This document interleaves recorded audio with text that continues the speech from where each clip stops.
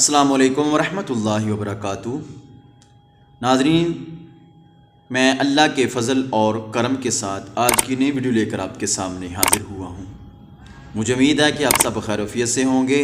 میری دعا ہے اللہ آپ کو خوش رکھے، شاد و باد رکھے، سلامت رکھے اور اپنے حفظ و امان میں رکھے۔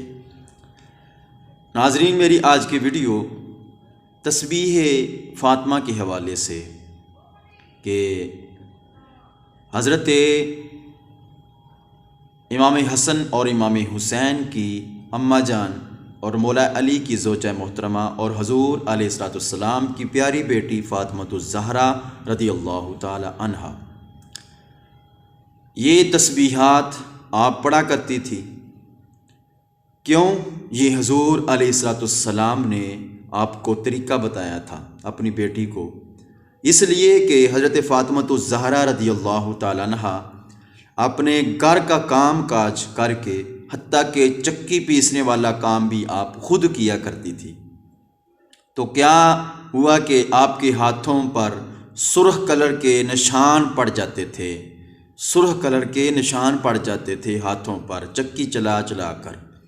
تو ایک دن حضور علیہ الصلوۃ والسلام کی بارگاہ میں کچھ غلام آئے اور کچھ کنیزیں آئیں۔ تو حضرت فاطمۃ الزہرا رضی اللہ تعالی عنہا نے حضور علیہ الصلوۃ والسلام یعنی کہ اپنے والد گرامی کی بارگاہ میں یہ درخواست کی کہ مجھے ایک خادمہ دے دی جائے تاکہ وہ گھر کے کام کاج کرنے میں میرے ساتھ وہ مدد کرے۔ تو حضور علیہ الصلوۃ والسلام نے فرمایا، کیا فاطمہ میں تجھ کو اس سے بہتر چیز نہ بتاؤں؟ جب تم اپنے بستر پر سونے لگو تو یہ پڑھ لیا کرو 33 بار سبحان اللہ، 33 بار الحمدللہ اور 34 بار اللہ اکبر۔ یہ تمہارے لیے خادمہ سے بہتر ہے۔ اور مسلم شریف کے اندر زیادہ ہے، یعنی کہ مسلم شریف کے اندر اس طرح لکھا ہوا ہے کہ تم ہر نماز کے بعد 33 بار سبحان اللہ، 33 بار الحمدللہ اور 34 بار اللہ اکبر پڑھ لیا کرو۔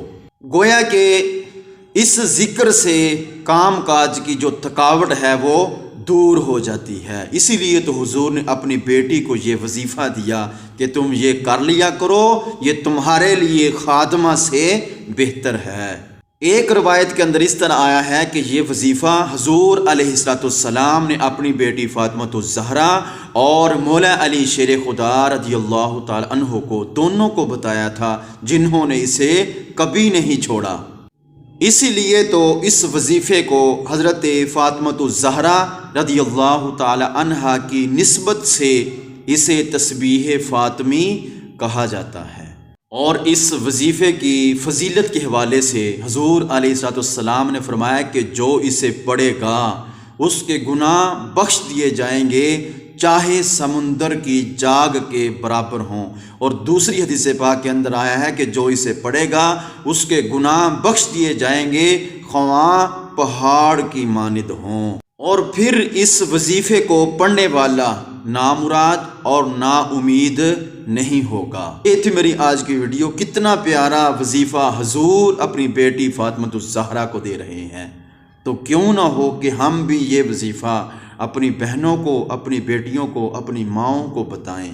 جو کام کاج کی تھکاوٹ ہوتی ہے وہ تھکاوٹ اس وظیفے کے صدقے سے دور ہو جائے گی۔ سونے سے پہلے پڑھیں، ہر نماز کے بعد سبحان اللہ، الحمدللہ، اللہ اکبر کا وظیفہ یہ ورد کریں۔ انشاءاللہ تعالی پریشانی بھی دور ہوں گی، زندگی خوشحال ہوگی اور جو تھکاوٹ ہوتی ہے وہ بھی دور ہو جائے گی، اور اللہ تبارک و تعالی ہمارے نامہ اعمال کے اندر نیکیاں درج فرما دے گا۔